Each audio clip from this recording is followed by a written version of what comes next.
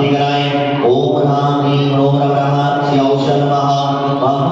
अस्माकं शांति धारा करता परिवारस्य सर्वे फतेहपुर सकल दिगंबर जैन समाज सर्व परिवारस्य सर्वविघ्नं शांतिं कुरु सर्वतुष्टिं कुरु सर्वपुष्टिं कुरु स्वाहा। हम कामं प्रतिकामं परिकामं प्रसंगाभिरंसं अग्निवायुवयम्। ओम ह्रीं श्रीं ऐं ह्रां ह्रौं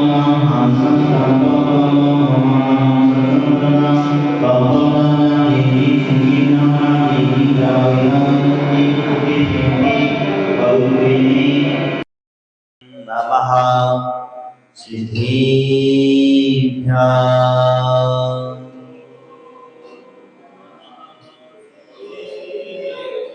ओम नमः सिद्धिभ्याम्।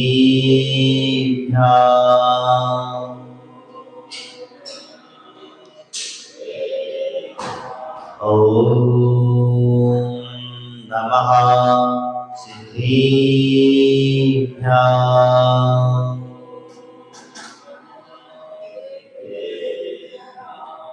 बलदेव महादेव गजरक्षी आदिनाथ भगवान की, गंगा प्रभु भगवान की, वासनाथ भगवान की, शासन नायक महावीर भगवान की, चारित्र चतुर्थी विक्रमाचार्य शांति सकती महाराज की, आचार्य बुद्धि धर्म सकती महाराज की, द्वादशांग सिनवाणी माता की।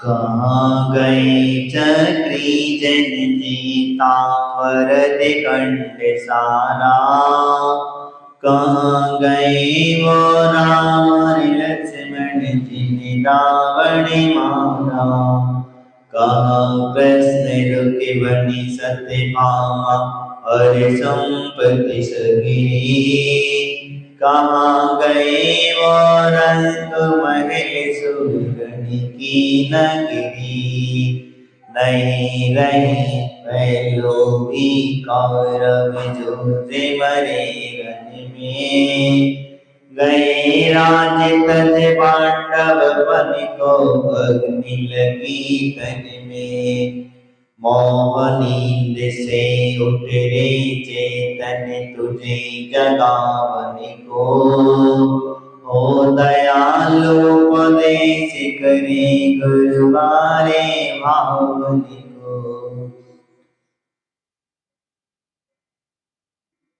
कहाँ गए चक्री जिंदिता भरत खंड सारा।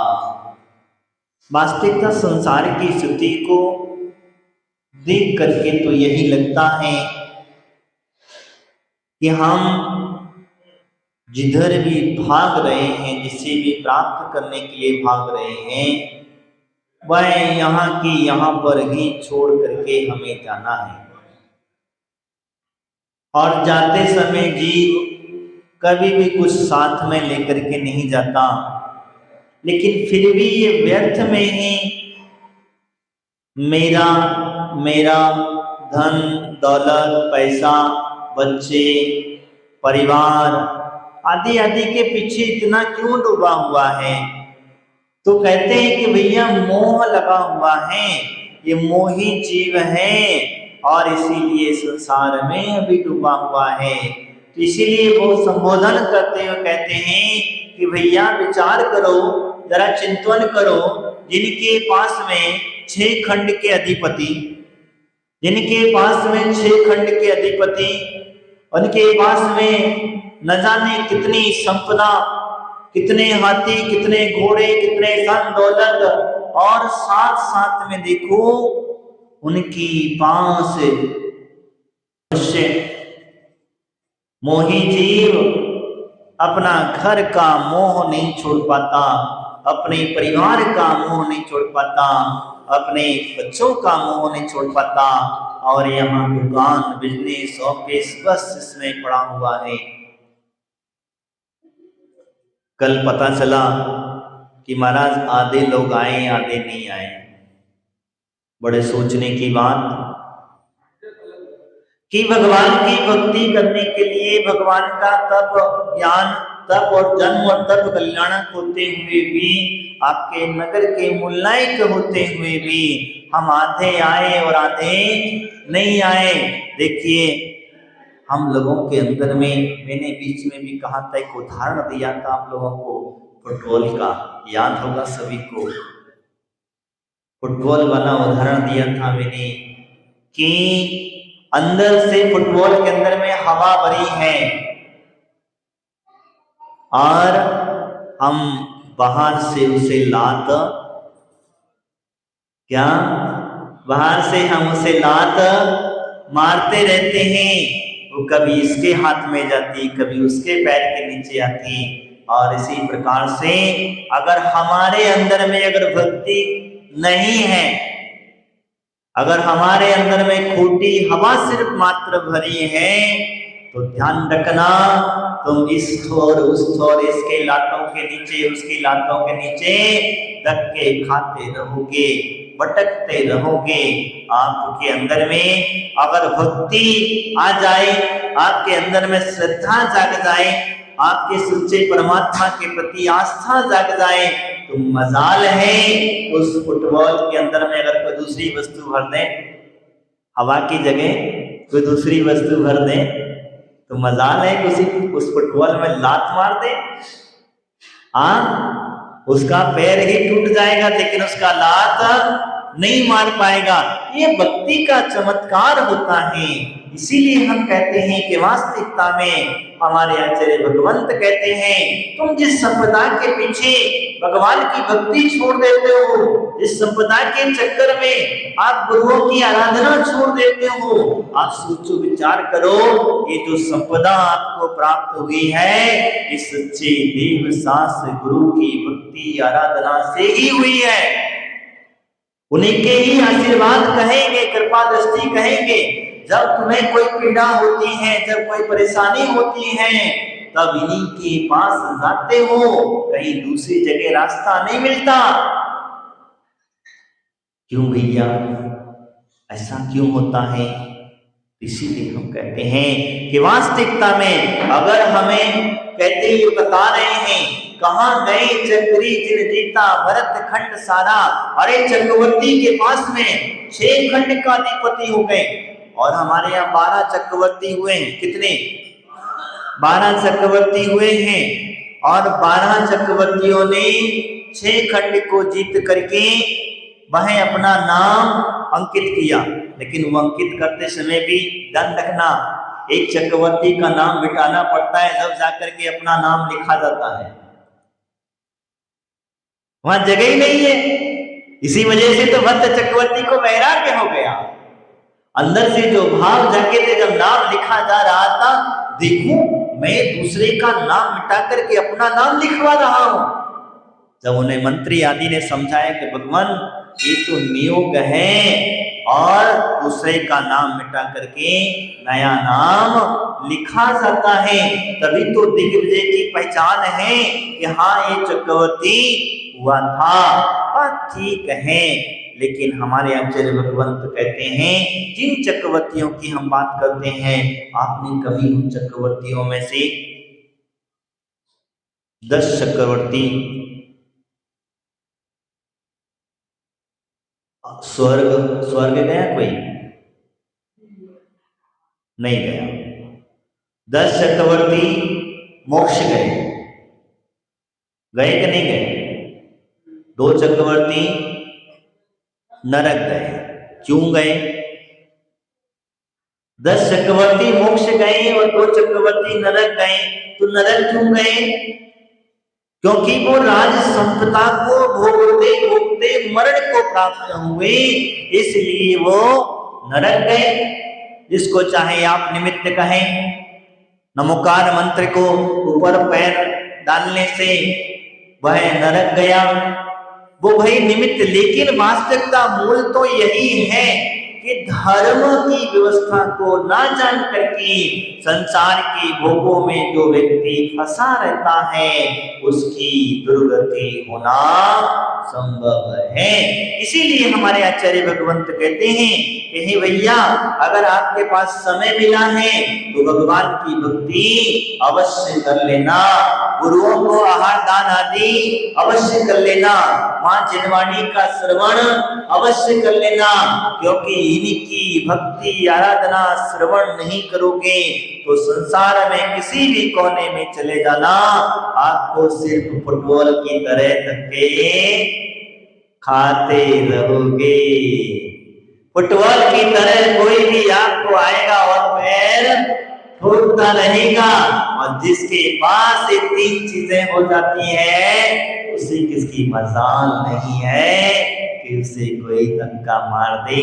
चक्रवर्ती को कोई धक्का मारने की ताकत रखता? बताओ। नारायण प्रति नारायण को धक्का मारने की कोई ताकत रखता? बलभद्र को कोई धक्का मारने, तीर्थंकरों को कोई, तीर्थंकरों के माता पिता को कोई, क्यों?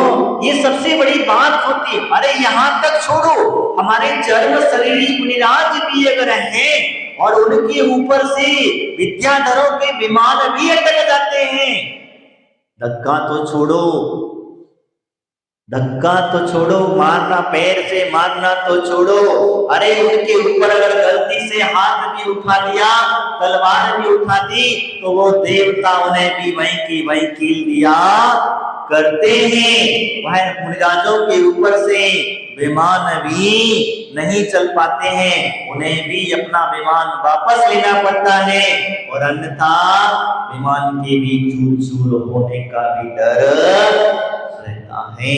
तो वास्तविकता में यही सिखा रहे, संबोधन दे रहे हैं कि भैया ध्यान रखो, ये चक्रवर्ती की संपदा प्राप्त करने के बाद भी हमें यहीं की यहीं पर छोड़ करके जाना है। इस संपदा को दान पूजा में लगा देना, साधु संतों की सेवा भक्ति में लगा देना, तीर्थ यात्रा में लगा देना, ये दान तुम्हें अगले भाव में कई गुना फल देकर के जाएगा।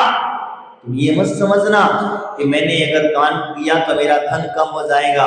मैंने कल बताया था कि अगर व्यक्ति दान करते समय थोड़ा बहुत कंजूसी करता है, सोचता है, विचार करता है, हाथ पैर हटकाता है, झटकाता है, वो बस झटकाता रह जाएगा। मैं तो हमेशा कहता हूं इसका धन है ही नहीं है, उसका होता तो वो हक से देता, जिसका होता वो हक से देता, जिसका नहीं है वो ये तो सोचता है।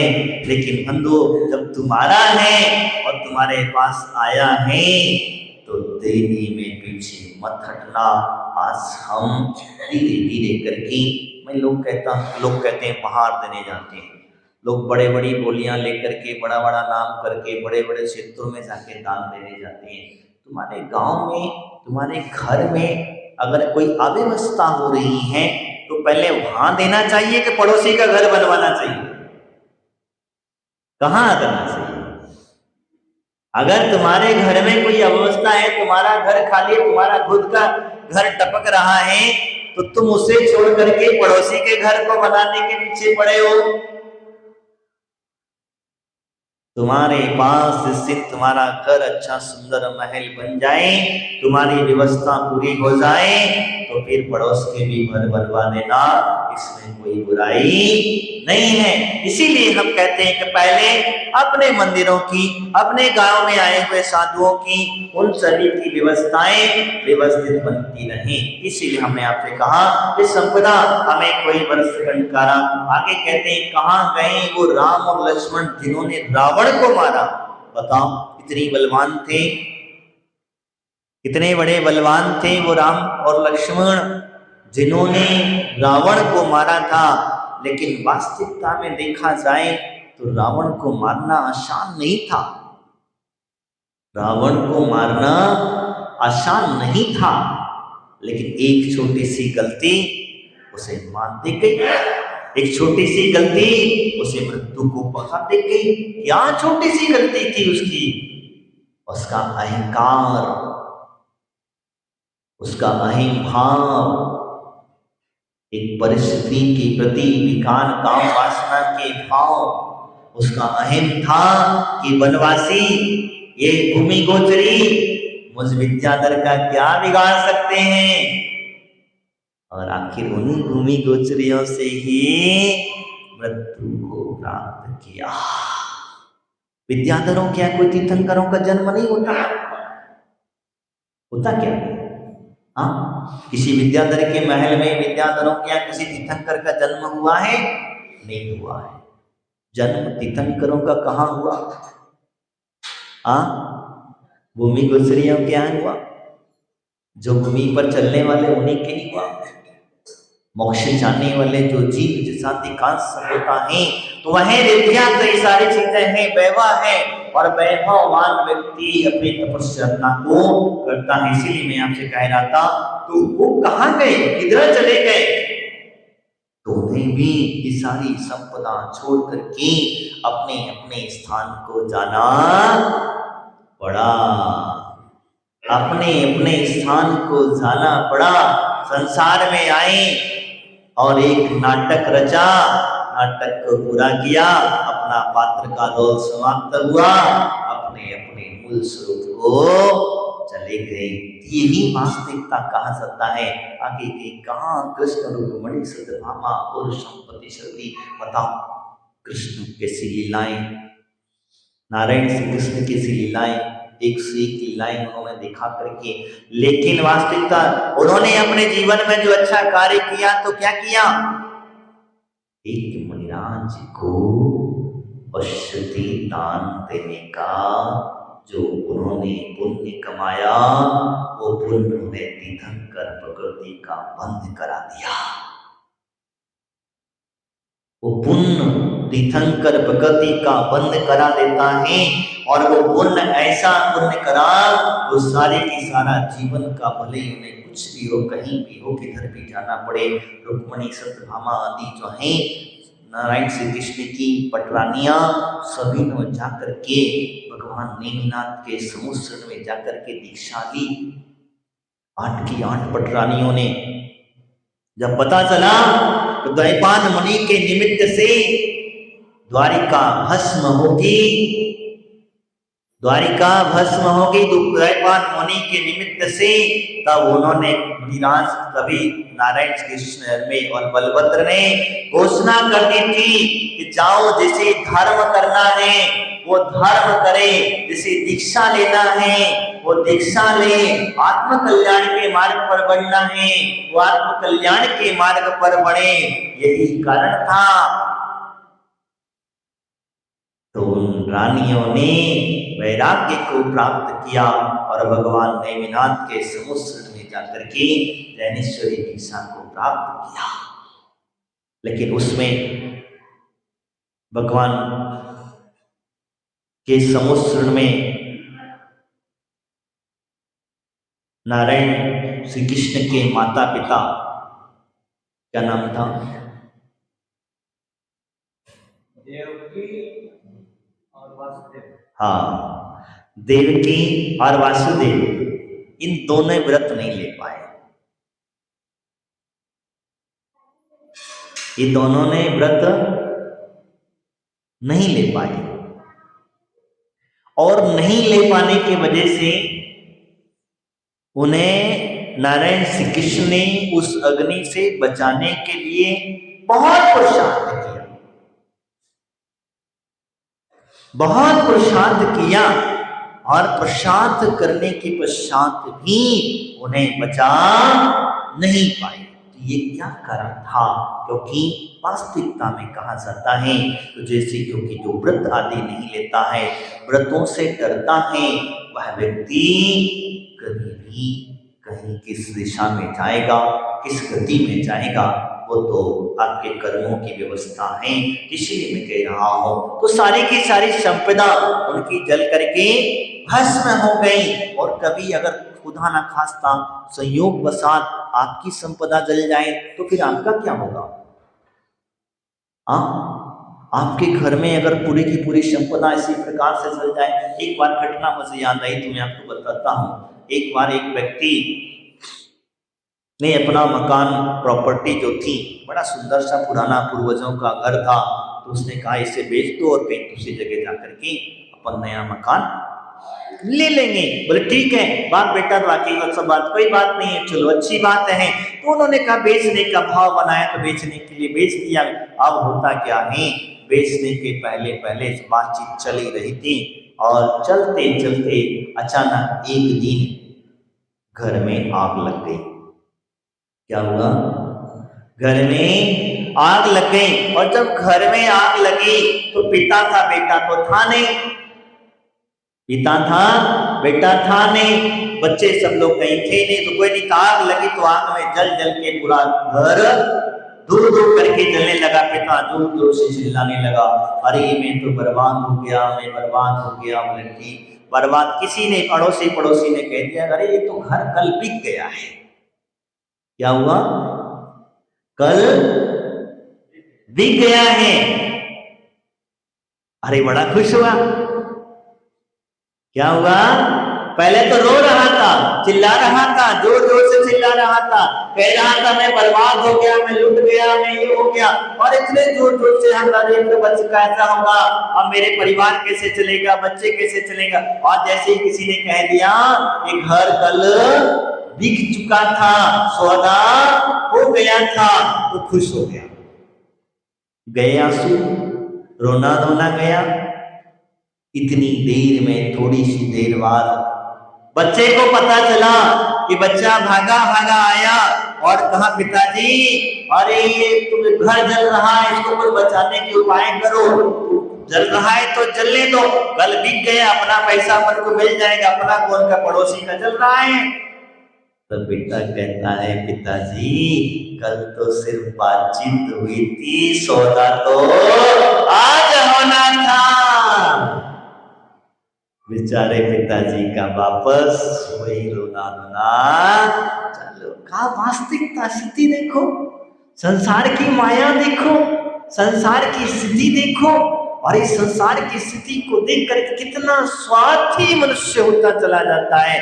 मेरा था वो तो हाय हाय कर रहा था, पड़ोसी का था तो खुशी मना रहा था। अरे भैया वो भी दुखी है, तू भी दुखी है। इसीलिए मैं आपसे कह रहा था कि संसार में कोई भी वस्तु वास्तविकता में अपनी नहीं है। इसीलिए कहा जाता सारी संपत्ति यहाँ की यहाँ पर ही छोड़ करके हमें जाना पड़ता है। तो हमारे साथ में कहा उन्होंने, कहाँ गई वो रंग महल और शूरन की नगरी। ये सब कहीं सब यहीं की यहीं छोड़ करके चले गए। जितने भी महापुरुष आए, जितने भी जाएंगे और आने वाले जो हैं वह सिर्फ आते हैं, अपना जीवन का यापन करते हैं, उनकी पुण्य के प्रताप से ये सब प्राप्त होता रहता है। इसीलिए अगर आपके घर में चंचला लक्ष्मी का सदुपयोग अवश्य कर लेना, क्योंकि आचार्य भगवंत कहते हैं दान और पूजा हमेशा नित्य प्रतिदिन प्रति समय करते रहना। अगर आप व्रत नियम नहीं ले पाते हैं, आप अगर कोई त्याग नहीं कर पाते हैं, तो कम से कम इतना तो करते रहना, कम से कम आपकी दुर्गति होने से बच जाएगी। आप दुर्गति होने से बच जाएंगे। यही कारण होता है। आपका देखो कल कितना बड़ा चमत्कार घटा, आपको बताएं, कोई ध्यान ही नहीं है किसी को। ये था गुरुदेव के आशीर्वाद का चमत्कार। जब हम आ रहे थे सुबह सुबह अभिषेक के लिए, तो हम वहां पर कह करके मन में भाव बनाया था गुरुदेव का। जब हम ध्यान किए थे और ध्यान करने के बाद में गुरुदेव से कहा था, गुरुदेव आज जो धर्म की प्रभावना का समय है, पालकी है, फतेहपुर के लोग बड़े नाजुक हैं, कोमल हैं, घर से कैसे निकलेंगे, कैसे भगवान की जिंदगी प्रभावना होगी, कैसे क्या होगा। और वो समझ कह करके आपकी कृपा दृष्टि इन फतेहपुर वासियों पर कल के दिन धर्म की प्रभावना में बना देना, जिससे कि ये घर से निकल करके भगवान की भक्ति करने आ जाए। कल दिन भर धूप निकली कि नहीं निकली, तो ये होता है गुरु के प्रति भक्ति का सच्चा प्रभाव होता है।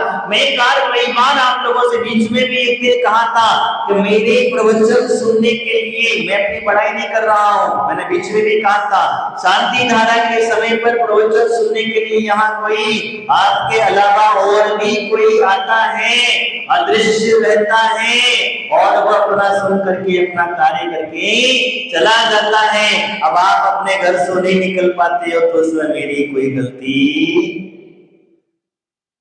कोई गलती नहीं है। भगवान पारसनाथ स्वामी का डेली अभिषेक करता है अरवा करके, ये भी आपको मैं बता दूं, भले तुम्हें दिखे ना दिखे, क्योंकि देवता है।